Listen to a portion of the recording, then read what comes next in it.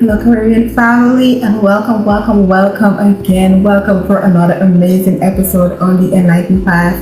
Guys, last week we spoke about why New Year's resolution fail, and I can definitely tell you the feedback that I've gotten from you guys was amazing. And I just want to say, before I get into tonight's topic, thank you guys so much for the support that you've been giving me. I really appreciate it. It really encourages me to continue to make this particular content every week. Now, what we spoke about was we start talking about some actionable things that we can do, little things, baby steps that we can do that can actually lead to big results. So this week we're going to talk about how the environment, because we're all about making those positive change. Guys, it's first quarter. It's only first quarter.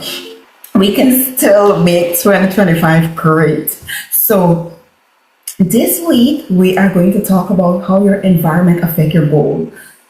I think by now we should know that there's so many things within the environment, not just the physical environment, but we're going to go into a list of things that can potentially affect your goals. Now, even if you're doing these actionable things that I told you about last week, you have to ensure that your environment is conducive, because it can potentially be affecting you. Now, on the topic of environment, the first thing that comes to mind when we hear environment, we can clearly say your physical environment. Now, think about it for a second. If you have goals, if you want to write, or whatever it is that you want to do, and your physical environment is not conducive for that, like it's filthy, the desk that you want to utilize is full of clutter, it will affect you. It will not encourage you to do the work or put in as much work as you physically can. So I'm going to start right off the bat with the physical environment. All right. You want to ensure that your environment is clutter free. When your environment is clutter free, take time, create schedules that can help you to manage your environment. There's studies that actually show the brain and the environment, how it works together. People who enjoy being in clutter and a filthy space, we clearly see that something is not working out with their brain. But we realize when our space is clean and tidy, we get to flow more. There is much more clarity. We feel encouraged to go and put in the work. If we decide to clean up our desk, if you have a workstation at home and you decide to clear it up and make it nice and neat, it would encourage you. If you're studying, it would encourage you to do your assignment. And if you want to do some additional work, it would encourage you. So guys, the very first thing that you need to do to help you with those goals is to ensure that your environment is clutter free. How does that sound? I'm sure we can all agree. I don't know anybody that likes clutter, to tell you the truth. So let's first start working on our environment. When I say environment, there is a thing as a social environment. We just spoke about physical environment, and I guess that's what you think this was going to be about. But there is an aspect that touches on the social environment, and the social environment deals with the people that you interact with on a daily basis. Now, let's go inward and then we'll go outward. Now, in your immediate environment, you have someone like your spouse that is there. Now, if that person, and we will definitely be looking at how that person can affect your goals, because you have to be in a particular mindset to do extra.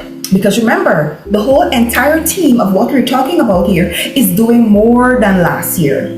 We want to ensure that anything that we set out to do in 2025, we are getting it done. So we're looking at how this individual, the closest person to you, can affect your goals, and that is your partner, that is your spouse. Now, whatever you want to do with that individual is not my business, but what I can safely say to you, that person that is closest to you, that plays that role in your life as your partner, has an effect on how you are able to manage and execute your goals. Because for one, if the situation within the relationship is toxic situation, you would be always be burdened with managing the way they feel, managing their emotions, and you would never, when are you going to get to execute your goals? Because you're always in a space of taking care of a relationship, making sure that the relationship is running smoothly, and you would not get the time to indulge in the things that you want to indulge in. So it's important to understand that the person that you choose can, which is your social environment, the person that you choose can affect how you're able to execute your goals. Now, that is one aspect of it. Secondary to that is your circle, is your friends. What you need to do, you want to collaborate with people who is on the same journey with you. So if you have goals, like only today a friend of mine reached out and was like, could you help me with the gym? I want to start working out. How do I do that? Blah, blah, blah. The quickest way to do that is align yourself with people who are on the same path, on the same journey.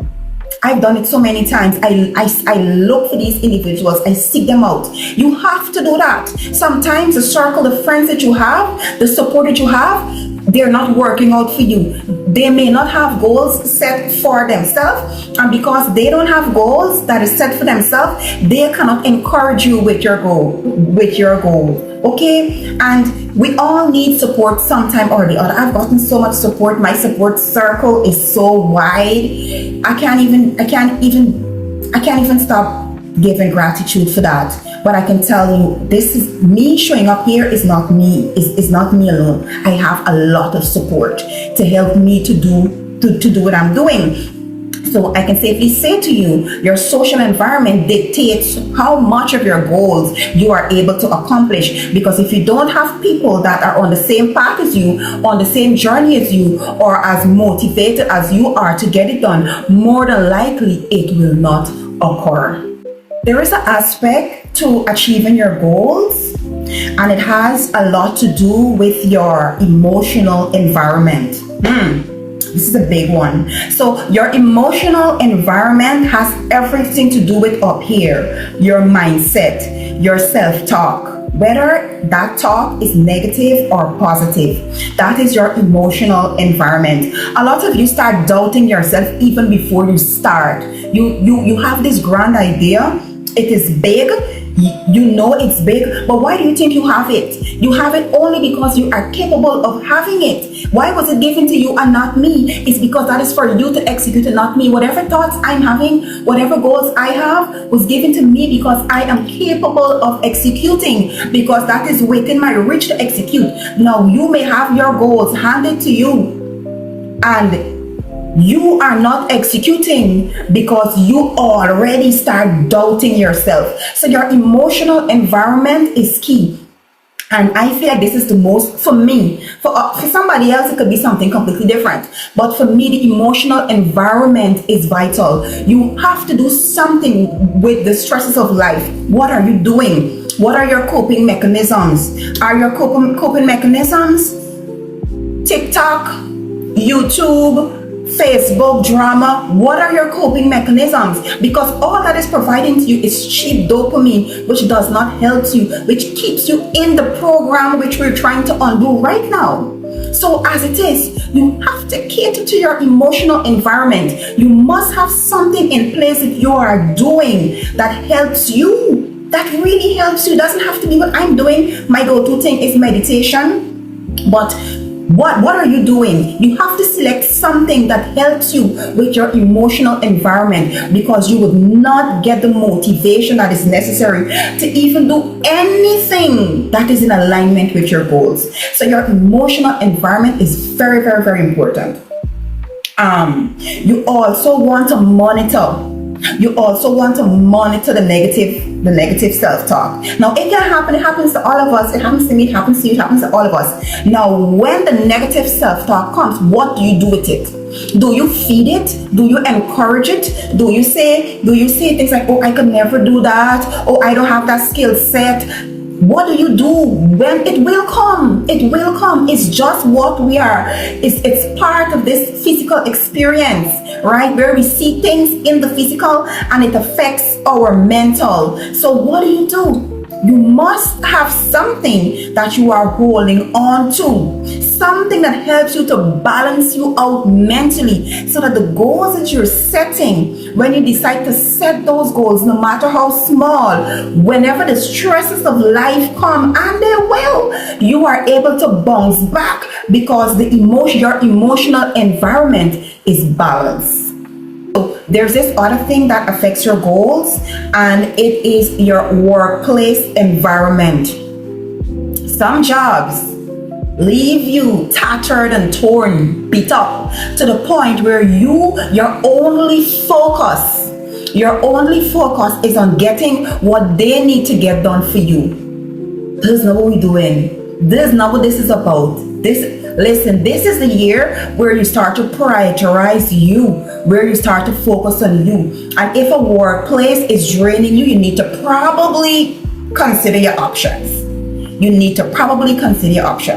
So workplace stress, I can tell you so many people that I know personally right now. I could call 10 names of people who are so stressed out from work that they don't have a social life. That is one. And any goal that they want to execute, it's like, oh man, I'm so caught up with work. You have to strike that balance. Work-life balance is a real thing. If you decided that you're going to quit that job, they will replace you. Or God forbid something terrible happens to you and you can no longer function in that capacity, you no longer have a job. So focus on your goals. Do the things that you want to do. Stay only in an environment that encourages you to have that work-life balance, because that is necessary. A lot of times when the jobs are finished with us, we don't forget about goals. We are incapable, literally incapable of taking care of our family. Probably not. As a woman, sometimes it's so hard to cook a meal because you are so tired, you are so drained. It has done. Guys, we're not doing that. If you are in a job that is not allowing you that providing you with work-life balance, where you cannot prioritize the things that help you feel good inside, the things that help you grow, then that is not a job for you. I'm so sorry, but that is not a job for you. I mentioned it a little earlier, but the biggest kicker that affects you from really fulfilling your goal is your circle. I cannot emphasize this enough. The biggest kicker is your circle. The people who you listen to, the people who you entertain, and all of these things that you gravitate to is from a programming. Now, I want you to reflect on all the things that you like, and all the things that you enjoy, and all the things that you do with your time. Now, looking back at that, we can clearly see that if these things were not working for you for the past 3 years, then clearly there's a clear distinction that it will not work for you now. I strongly believe that one or two or more of these factors that I just listed is definitely a contributor to you not being able to set your goals and actually execute them. So we spoke about decluttering your space. Go ahead and start doing that. Declutter your space. Then start surrounding yourself with people who are on the same path as you. Limit your time with negative influences. We know the people in our lives that are not right for us. We know who is not beneficial to us. We feel it and we ignore it. These are the things that are not helping you with your goals. and follow motivational content online. Follow people who are about goals, people who can help you with setting goals. The amount of mentors I have, they don't even know, but I follow them. I listen to what they say and I implement. I use it in my practice as well. But you need to stop looking for the next best excitement or the next best drama. That is the same thing that prevented you from reaching your goals for the past 3 years. Why you still want to do that? I must say, choose an environment. Choose environments, as a matter of fact, that inspires you. Choose environments that can bring focus to you. Choose environments that are wholesome and that are supportive of you. And one more advice that I have to give to you on this topic. If you can find somebody, I mentioned it the last time, but I'm gonna re-emphasize this fact. If you can find someone that can hold you accountable for your actions, let them know what the goal is. Tell them also what is the environmental thing that is preventing you from reaching that goal, that always have you in a chokehold. Whatever that thing is, be open up to them and let them know. Create actionable steps, like I told you last week. Little baby steps, little by little, tiny steps to see big results. Nothing too fancy. Have somebody hold you accountable. If you can get a mentor to help you, there are people who are willing to help you. You're just not reaching out. Sometimes there are people right within your circle that can help support you. You are just not reaching out to them and asking for help, asking for support. You need to utilize the people that are within your reach.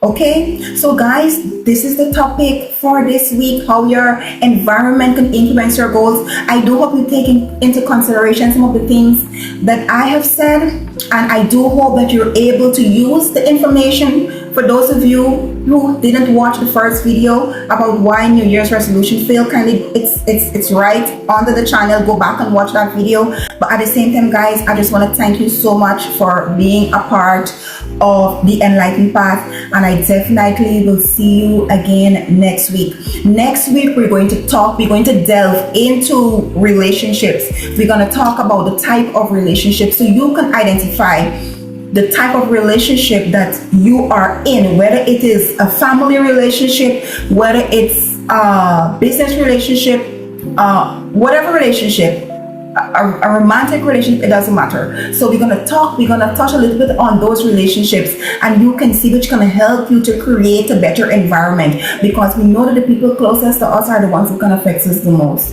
So I'll see you next week, and stay on the Enlightened Path. Bye bye.